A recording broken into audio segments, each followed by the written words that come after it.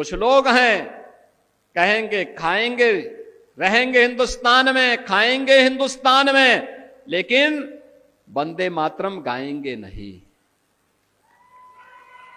हम उनकी मंशा को समझें, हम उनकी मंशा को समझें। ये बाध्यकारी नहीं है, लेकिन यह समझने की विषय वस्तु भी है। जो लोग वंदे मातरम का विरोध कर रहे हैं वे भारत माता का विरोध कर रहे हैं।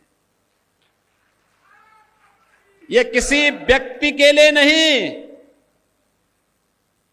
यह वंदे मातरम राष्ट्रीय गीत किसी व्यक्ति, किसी जाति, किसी क्षेत्र या किसी एक ईश्वर, किसी एक उपासना विधि के प्रति आग्रही नहीं बनाता है, बल्कि यह तो भारत माता की वंदना है। भारत माता के प्रति हमारी कृतज्ञता है।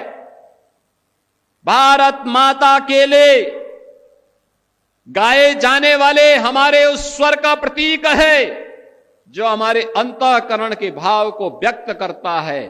और यह सच है, हमने देवी के 3 रूपों को महादुर्गा, महासरस्वती और महालक्ष्मी के रूप में ही पूजन करके भारत और भारतीयता को आगे बढ़ाने की शक्ति अर्जित की है। तो स्वाभाविक रूप से वंदे मातरम के माध्यम से भी इस सस्य श्यामला मातरम की इस भाव को ध्यान में रख करके हमने उसे महादुर्गा, महालक्ष्मी और महासरस्वती के रूप में उसकी वंदना करके भारत के प्रत्येक नागरिक से यह आग्रह किया है कि वह वंदे मातरम के साथ जुड़े, भारत की राष्ट्रीयता को मजबूती प्रदान करें।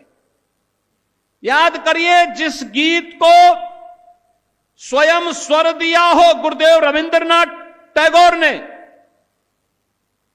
उस गीत का विरोध किया जा रहा है। भारत का क्रांतिकारी जिस गीत को गा करके फांसी के फंदे पर चूमता था, उसका विरोध किया जा रहा है।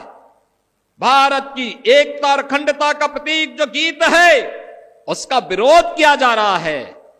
इस विरोध के लिए कोई जगह नहीं होनी चाहिए, हमारे यहां कोई जगह नहीं होनी चाहिए। और इसीलिए मैं आप सबसे अपील करूंगा, बहनों और भाइयों, कोई मत हो, कोई मजहब हो, कोई जाति हो, और राष्ट्र से बढ़कर के नहीं हो सकता है। याद रखना, हम सब के लिए राष्ट्र प्रथम होना चाहिए।